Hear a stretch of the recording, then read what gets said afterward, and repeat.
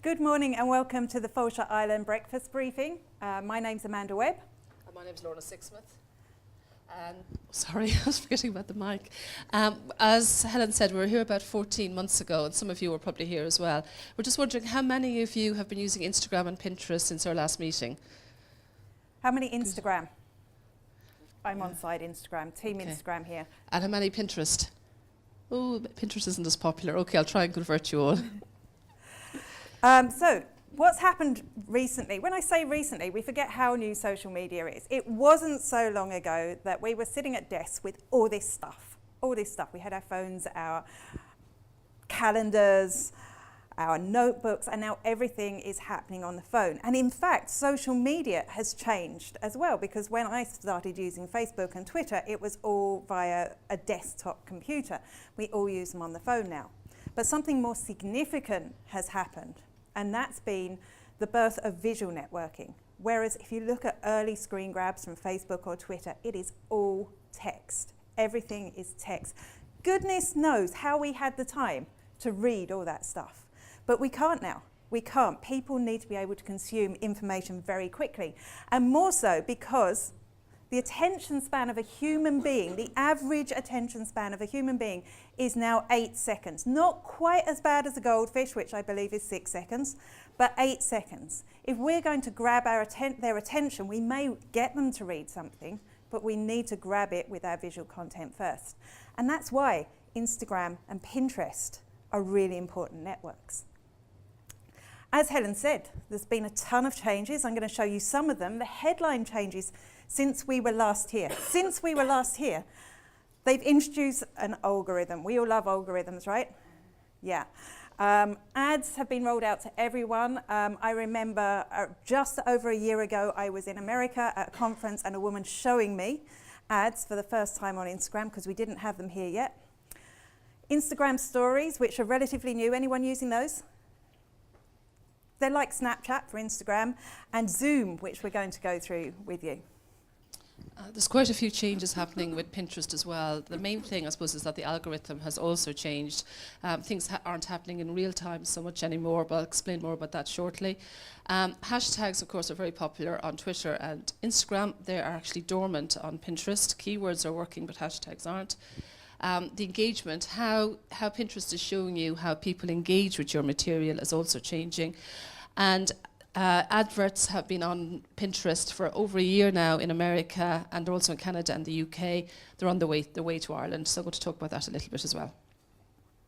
So firstly, just a little bit more detail about those Instagram changes. Firstly, I can't believe it's less than a year since we've been able to add more than one Instagram account to our apps. I remember having to log in and out of Instagram constantly to switch between business accounts and personal accounts. Now you can do it all from the Instagram app. You just add your account and then you can swipe up from the bottom to change. I love this. They changed the logo and the interface. Doesn't this look old-fashioned now? Doesn't it? Do you see that and go, yeah, that's a blast from the past? Less than a year ago, they made that change to this. And everyone hated it. And I've got so used to it now that when I see the old one, I'm like, oh, that's so old school. Business profiles, you can now convert to a business profile. This is Tato Park. They haven't made the conversion yet, but they should, because business accounts are great. We can have this contact button. If somebody clicks that, it opens up an email interface for them to email us straight away, or phone, depending which information you put in there. You get statistics. I'd always wanted statistics, so it's great. Statistics, as I mentioned, tons of statistics. I'm going to show you those in more detail. And this is brand new. Last week, they said they are going to introduce, and they're trying to kill Lorna and her love of Pinterest. They're trying to own Pinterest because now you will be able to shop directly from the Instagram feed. So as a business, you'll be able to put something up there for sale. People will be able to click on a tag on the picture and go to a purchase page to buy it directly from you. Now that would be an advertising option, but it just shows that they've got their eye on Pinterest. Instagram stories, as I mentioned, so they're like Snapchat, but you can do it on Instagram. And also brand new, I think it was Thursday last week, I already had this presentation done and I went, oh, I have to talk about that. They've made it more Facebooky. So now you can like comments and you can comment really easily on other people's comments and start comment threads. And this is a move to making it more like Facebook. Of course, Facebook own it, so I'm not sure that's good news. Within Pinterest, the main change really, I suppose, is with how they show the engagement. You can see there at the bottom of that pin on the left that they've had just over 7,000 of an engagement. Now that refers to likes, repins and comments, where they used to show them separately. But why they're doing it differently is they are collating all of the engagement on a particular pin. So when an image is pinned from your website, no matter who pins it, could be 10 different people, 20 different people, 100 different people might pin that image. The total engagement on that image is shown at the bottom of each pin, where before the engagement on each separate pinning was what was shown. So what number you see is the total engagement on each pin now. What you can also do at the bottom of each pin, it will show you the number of boards that pin has been pinned to. For you as a business, this means that you can look at those boards, and if you wish to, you can look at those boards and decide if you wish to follow that person or engage with that person, because they might be a potential customer. It's all about being more niche on Pinterest as well, both in terms of this is how you use your keywords in your pin title, in the pin description, and in the board title and the board description. Because what's happening now as well is that Pinterest is emailing users with suggestions for pins and boards that they will find useful. So if somebody is interested in a trip to Ireland or whatever it might be, they will receive pins and boards showing their interest. So it's all about you as a business user making it becoming more specific. The other change within Pinterest is that the description is becoming abbreviated. You can see there at the bottom that's barely 3 lines of text.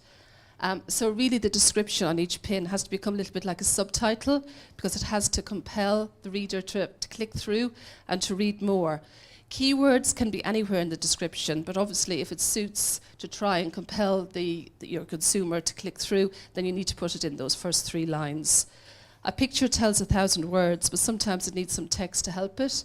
So what a lot of business users are doing is they're putting text overlay over the picture in order to persuade people show people that there is more information on the website, and they will get more tips, and then encourage them to click through to the website. Now we're going to go on and talk about Instagram stories. Instagram stories, I suppose it's about 6 months, a little bit longer that they're out on Instagram. And what Instagram stories do, just what it says in the tin, you're showing people a story. You're showing people the behind the scenes. You're showing people something that's happening in your business that has a beginning, middle and an end. You're showing a process. So why should you use them? Well, I suppose Instagram is all about showing beautiful images, perfect images, creating the wow factor. But with stories, there's less expectancy to be perfect with your images. It's about showing a little bit in the minute what's going on. So if you're worried about, is this picture good enough for Instagram, you can put it up in the stories and people are still going to see it. So it's a little bit of fun with that too. What a lot of users do is that they will use a selfie, or they will use a selfie video, and they will talk to the viewer as well. So it's much more informal. People feel that they're starting to see the people behind the business as well. And of course, there's the feeling of immediacy with it as well. A little bit like Snapchat, the Instagram stories only last for 24 hours. So people know that what they're seeing is happening in the last 24 hours as well. So why do people like them? Well, as I mentioned, people like the sneak peeks. They like to see what's happening within the business too, and they feel that they're getting to know you. But I suppose the compelling bit about it as well, because they only last for the 24 hours, people feel if they don't watch, they're going to miss something. So people are tending to click the little Instagram stories to watch and see what's happening within that business or those they are following.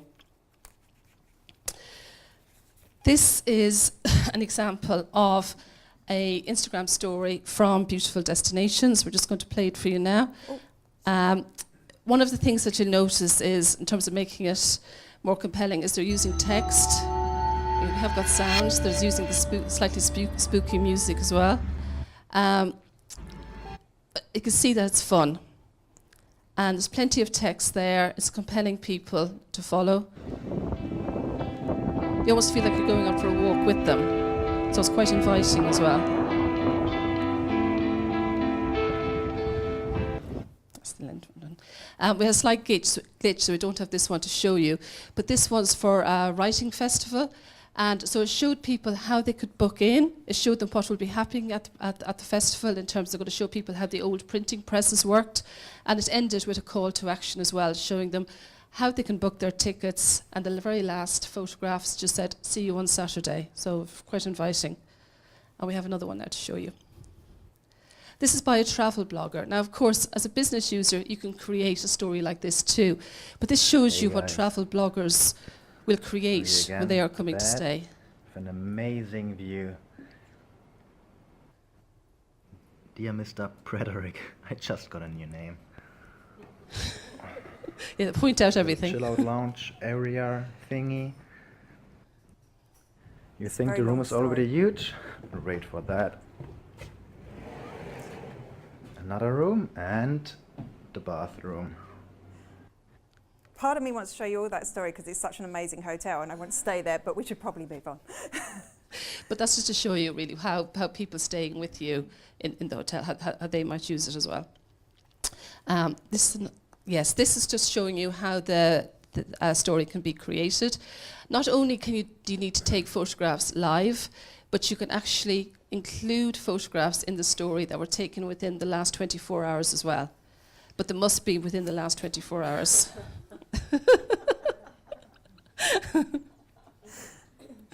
Oh, sorry.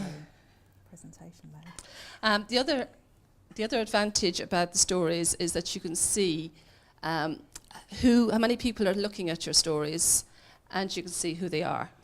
I'll show you that now in a second. Yeah. So the number shows at the very bottom of the screen, as you can see, the left one. And then when you click the little number, you will see exactly who the people are that are watching your stories. So it's great for the analytics as well. Onto the algorithm, everyone's favourite thing. Didn't we love it when Facebook brought in that algorithm so nobody sees our posts anymore? Well, Instagram are doing the same. At the moment, it's not quite so bad, but we do know Instagram is owned by Facebook, so we can't expect them to go lightly on us. At the moment, what they've done is they've stopped it being in chronological order. So where Instagram used to be Insta in the moment, it's not anymore. Every photo still gets shown, but they prioritise at the top of your feed the photos they think you're going to like.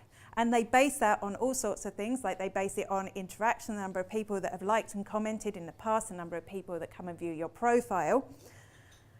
What's really interesting is that there's an algorithm already on stories, the Instagram stories they brought out. So whose stories you will see at the top when you visit Instagram is down to the algorithm. And we think, because we know the way it is, that we have to think things rather than know, that this is actually based on the interactions that you get on Facebook. So that can have a direct effect on the stories only at the moment, not at the main algorithm. But this is something we're going to expect to see expand in future. Facebook and Instagram are going to become more part of the same thing.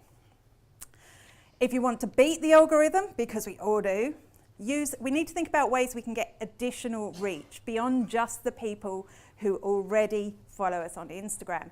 And that's important because that's where people are going to lose the interaction that they're getting, because not everyone who follows them will see anymore.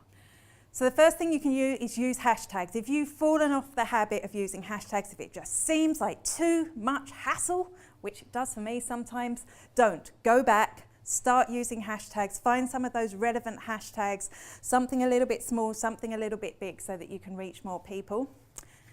Add a location to your photographs. So when you're adding it, make sure you fill in that location section, because people are searching by location, and that will help you get that additional reach as well. It used to be the case where you could put up a lot of photos on Instagram in the day. You don't have to do that now. We've got stories. We can do it in stories.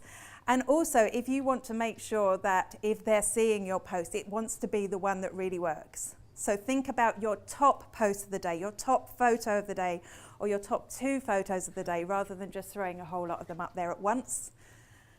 Ask a question, because interaction is key. We want to get people interacting with us. So if you can ask a question as part of your post, that's great. Make sure you're taking time out to interact with other people.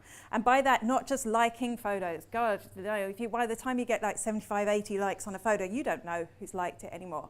So make sure you're leaving comments. I set myself a goal, which honestly I don't always make, but I set myself the goal of leaving one comment a day on Instagram, and by that a good comment. So not just love that or that's a great photo. I've got to sound like I'm not a spam bot, so I make a bit of an effort to comment on someone's photo every day.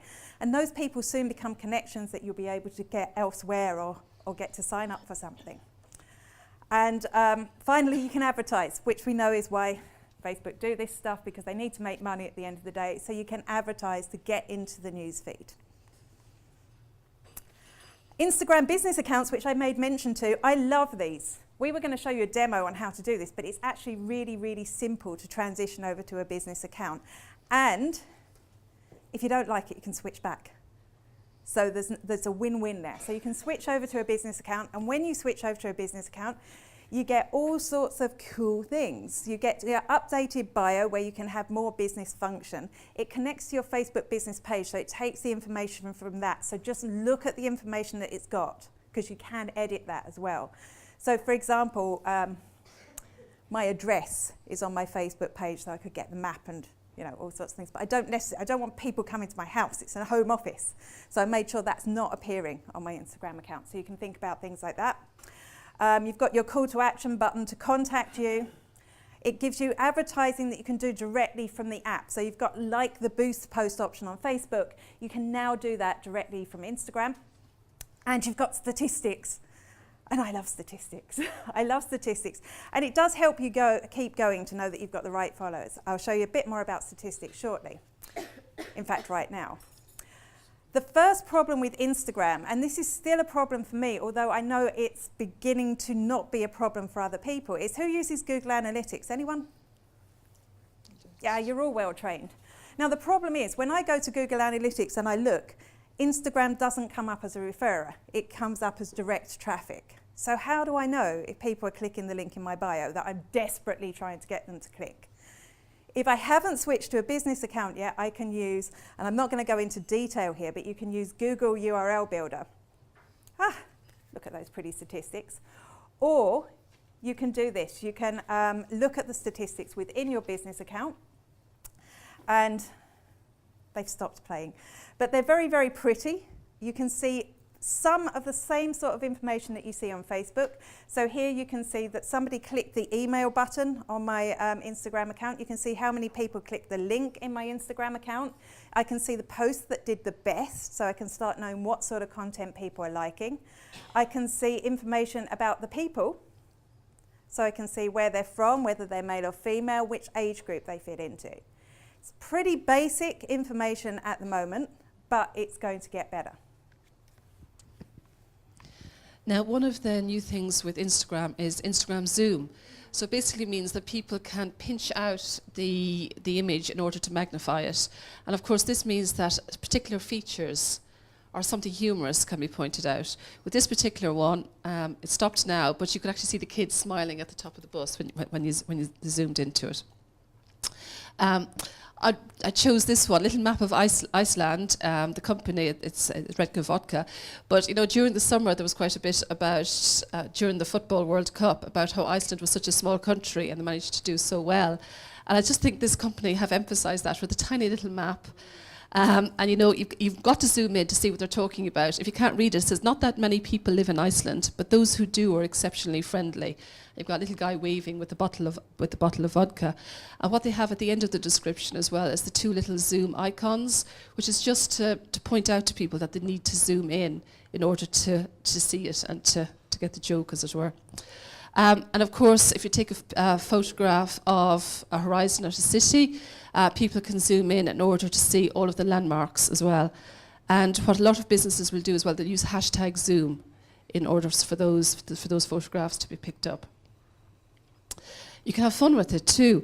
This particular example is using a game. It's the old-fashioned game of mix and match and finding something. So what they're doing is they're asking people to zoom in to find the two cheesecakes that are the same. You know, so if people are doing that, they're spending some time looking at all the cheesecakes, and it's not that easy to do unless you zoom in as well. I thought this is a really good use of using Zoom. This is a university which has used a map so the students can find their way around. But you know, whether you provide a map of where you are, the city, or whether you provide a map of the grounds of the hotel, whatever it might be, you know, it's providing people with a useful tool to help them find their way around. I always get lost, but it's also a bit of fun. The other thing, I suppose, about using Zoom is that it helps people to pay attention to something new. You can really emphasize something that you want to bring their attention to. And next we're going to talk about tools. That was me, wasn't it? Yes. Sorry. Prisma is a tool that you can use to bring effects to your photographs. And it makes your photographs look like paintings. So if you want to add a Van Gogh touch to your image, you can do that, or a Picasso. There's a before and after that Amanda did of shots of Dublin. We actually asked a couple of bloggers if they would create photographs for you with the Prisma, with the Prisma tool. And you can see on the left the Brandenburg Gate, and on the right is a shot of the beach. I think there's about 25 different effects that you can use. Beautiful destinations. The photograph definitely looks like a painting. And another one, Hong Kong. Okay, and it's just like you use within Instagram. Like, just choose whichever filter you want to apply. It's Android and iPhone, by the way, if you were wondering. So everyone, unless you're on Windows, can use it. Another useful tool is Word Photo. And how this works is you put in your photograph, you choose whatever keywords you want to have overlaid over the photograph, and you can add a filter to it at the end as well. But it really is just as simple as that. Here we have a couple of examples. Come to Africa, picture of the giraffe, and of course quite a nice filter over that. And then on the right we have a picture of the beach, and you can see at a glance that it's Dorset. All right, but they've got lots of other keywords in there: cliffs, West Bay, sea. You can also use it for cities, of course. And I like, you know, taking a photograph of a landmark. I love Paris, and of course you've got visit as well. Visit the city, New York. Now, the thing with Instagram is it's hard to make an impact these days. So you go into somebody's Instagram account and you get a bit of an overview of what they've done. You see kind of the latest photos they've taken. But we can hack this to make an impact. And I have an idea, so bear with me. If we took a map of Dublin, we can use an app called Giant Square. You download that app and you put in your map of Dublin and it chops it up into little square photos. Then when you upload them one by one into Instagram, they take over your profile. You can see the effect. I didn't actually do this, that's a fake. But this is the effect that you would get. Now, my idea is if you were a number of businesses within a specific area of Dublin, you could work together, you could create a map, and then on each square, as you upload it, the businesses that are in that specific area, if they're using Instagram, you can tag them in the photograph. And somebody who goes and looks at that can click on the tag and they'll visit the Instagram account of the person on the map. Is anyone up for that challenge? I think it could be a really cool one to do. So it's one business linking a whole lot of other businesses. Now, of course, it's short-lived, unless you want to keep uploading 3 photos at a time. But one, I think it has a good visual impact. It's something that will get people talking, and it's a good way to get a lot of businesses that collaborate together to work together. I did mention Instagram advertising. I am so in love with Facebook advertising after hating it for years. I am trying to love Instagram advertising. And I think the main problem with Instagram advertising until now has been that when you see Instagram advertising, because it's linked to Facebook, very often you're seeing really ugly photos or really Facebooky photos in your Instagram feed. People are copying onto this. It is getting better. If you convert to a business account, like I said, instead of boost post, you've got promote. If you click that button, you've got some options for boosting your Instagram posts, including linking to your website or linking to a page on a site or getting people to get in touch with you. And this is where I really like Instagram advertising, because maybe the nice thing about Instagram, but also the frustrating thing for us business owners, is that we only have that one link in our bio that people can click. With advertising, we can get them to click directly from a photo in Instagram through to our feed. I think that's cool. I love that I can do this now from the business account, because it always seems such a hassle to do it through the Facebook interface. If you're not using Instagram, which there were one or two of you in the room, hopefully I'll convert you, you can actually advertise on Instagram without having an Instagram account from Facebook. All you need is a Facebook business page, and then it will just associate that with the name of your business page. So it's kind of cool that you can do that. Although I would encourage you to use Instagram if you're not there already but think you might like to try the advertising, definitely worth a try. Good Instagram ads. So I think about 6 months ago, I did a presentation on bad Instagram ads, and it wasn't hard. I just scrolled through my feed and took a photo of every single ad that was in my feed. They are getting better, and they can be really effective if you use them well. So the first thing to think about is, same as Facebook, is it well targeted? Are you actually targeting the right people with your ad? Does it look Instagrammy? Because that's the biggest thing. The biggest thing that Instagram users hated when they first came out is seeing something that didn't look like it was native to Instagram. So although you can put portrait and landscape photos on Instagram now, I wouldn't recommend it for an ad because it looks like it's coming from somewhere else. The square format shouts Instagram for me. So if you're going to use an ad, use a square format photograph. Make it look a little bit in the moment, which is what Instagram's supposed to be about. Don't go too hard on the sell. Again, Instagram users are only getting used to ads. The more they see them, the harder the sell we can be. But at the moment, we need to tread softly with what we're putting out there. Like Pinterest, you can only have 3 lines of readable text. People can click to see your full caption. But I've seen so many advertisers put their call to action or what actually they want you to do beyond those first 3 lines of text. And then you're just going to scroll by because you don't know what it is.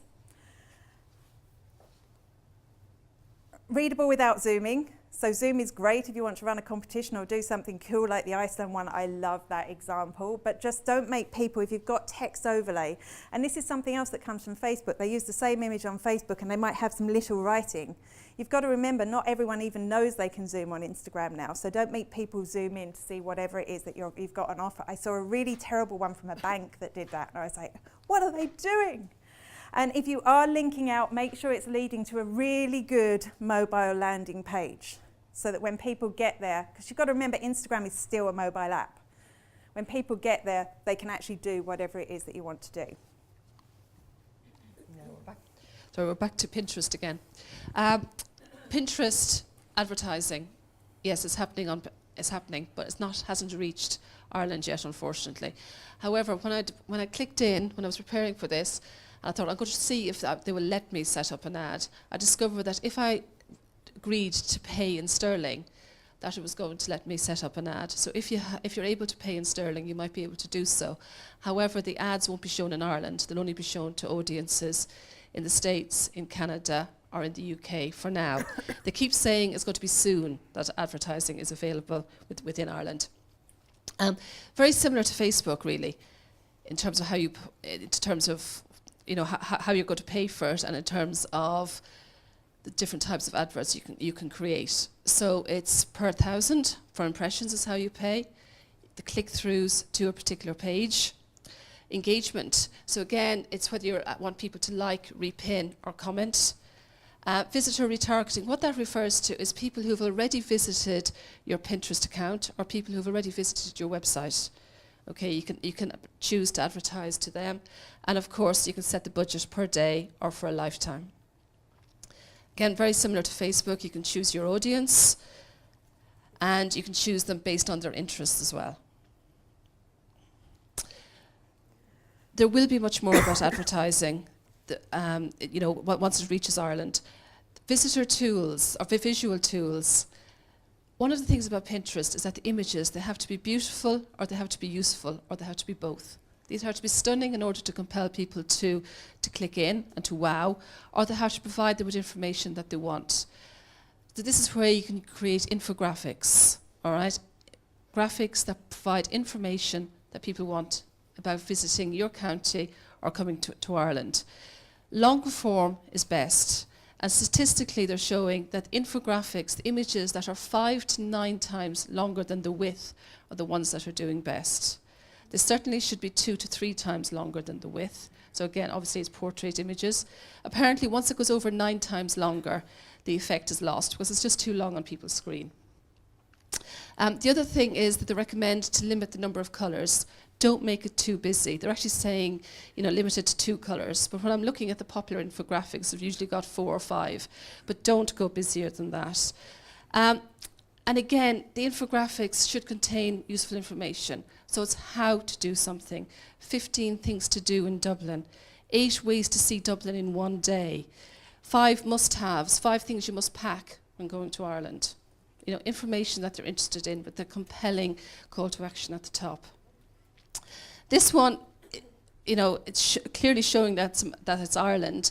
The text, yes, it's only 2 colours really, with the black and the white, but it's not that easy to read. But having said that, it has got good engagement because it is useful. The infographics, they don't have to be overly complicated. It can be as simple as putting a simple text overlay over the image.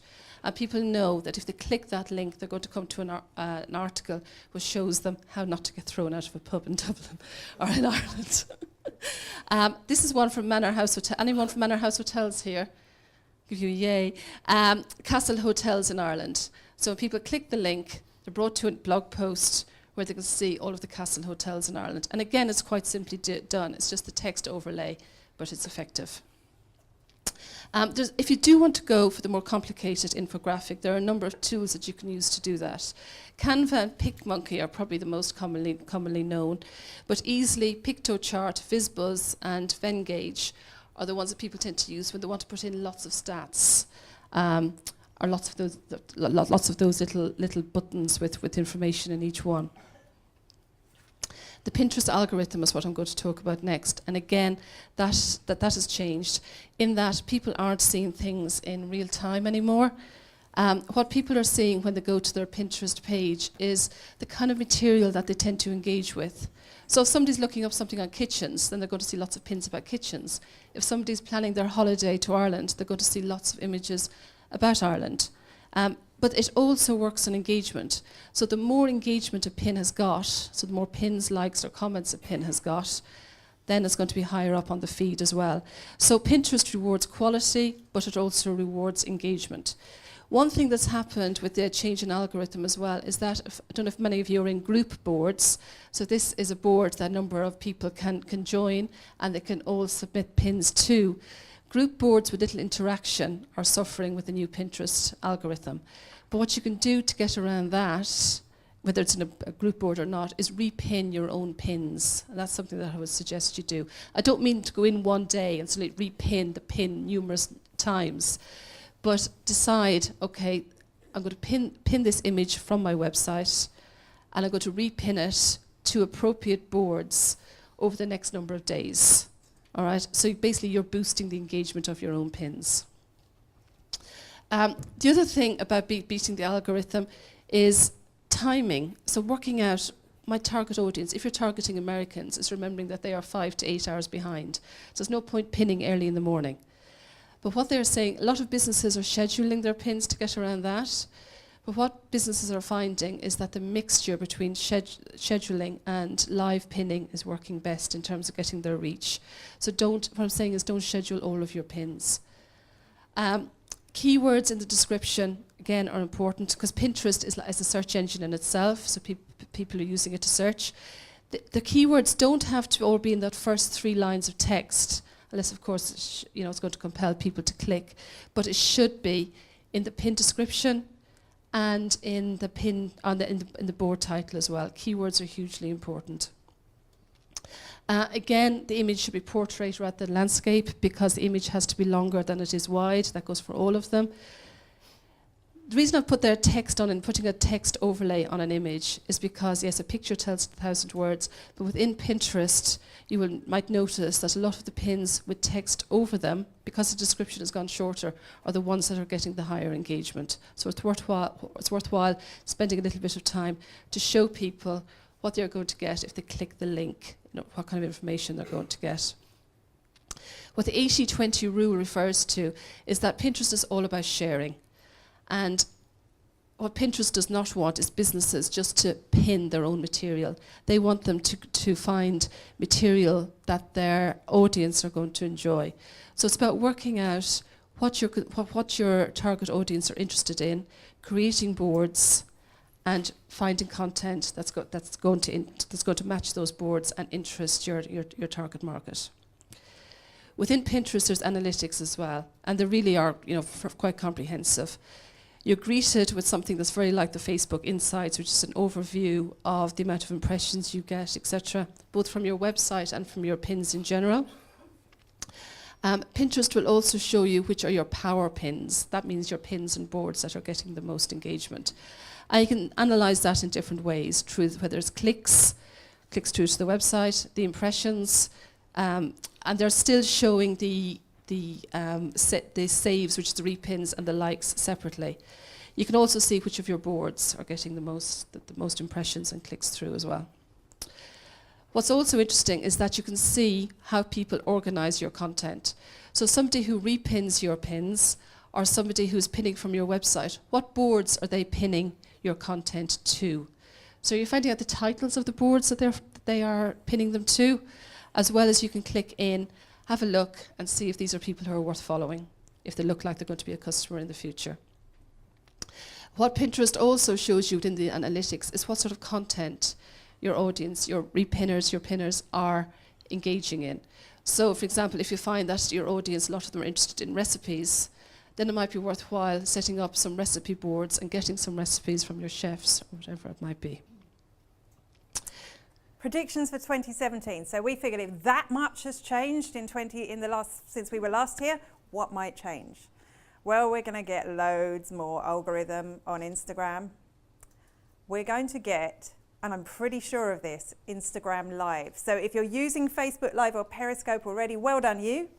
Be prepared for Instagram Live. And the reason we think this is going to happen is that somebody saw the button to go live on Instagram on their Instagram, someone in the States. It went away very quickly, but it's obviously something they are testing. I don't know how it's going to differ from Facebook Live, but there is still a very different audience on Instagram to Facebook. Like Facebook Live works for me, whereas you guys, Periscope might work better. Instagram Live could be for you. There's going to be better search, I'm sure of it. At the moment, I can only search one hashtag at a time. I'd love to search a combination of hashtags and see what results come up. There's going to be better messaging tools, whether they integrate Facebook Messenger or WhatsApp into the Instagram interface so that you can communicate better with people, or whether they come out with something their own. Further, and this is the downside, it's going to become more Facebooky. It's going to slowly become more like Facebook, which is kind of sad. That makes me sad. And we're going to see advertising in stories. One of the reasons we think they launched stories, apart from an obvious swipe at Snapchat, is so that they'd have more space to advertise it. Okay, and predictions for Pinterest. Obviously, promoted pins are going to come sometime in 2017. They already say that people visiting a website from Pinterest rather than from Facebook or another social media platform spend more. I think that is going to increase. We're going to see more video within Pinterest, and when advertising comes to Ireland, we're going to see more promoted video as well. Pinterest has often been seen as the platform that women tend to use, but they're saying now that 40% of new pinners are men, so the number of men on Pinterest is going to increase. Pinterest has always been about people planning their lives, planning their holidays, planning what they're going to do at the weekends, planning their kids' birthday parties. It's about saving pins to a board and coming back then and acting on it.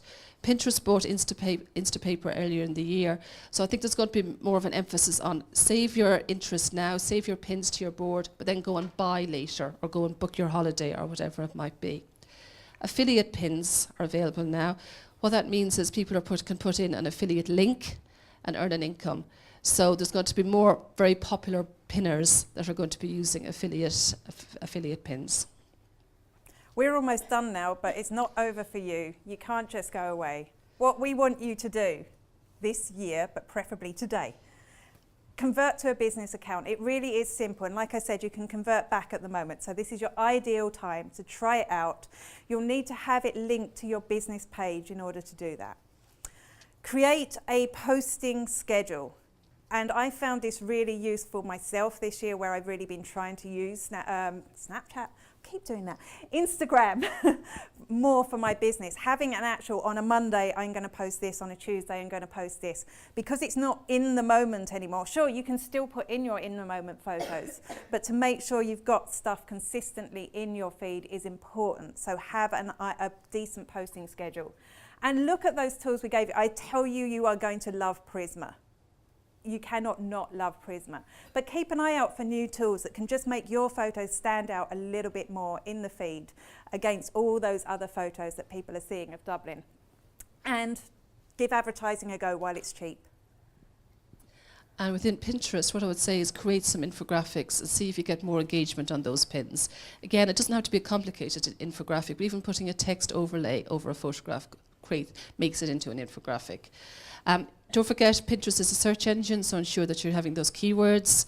If there isn't a pin it button on your website yet, make sure that that's important, that goes on there.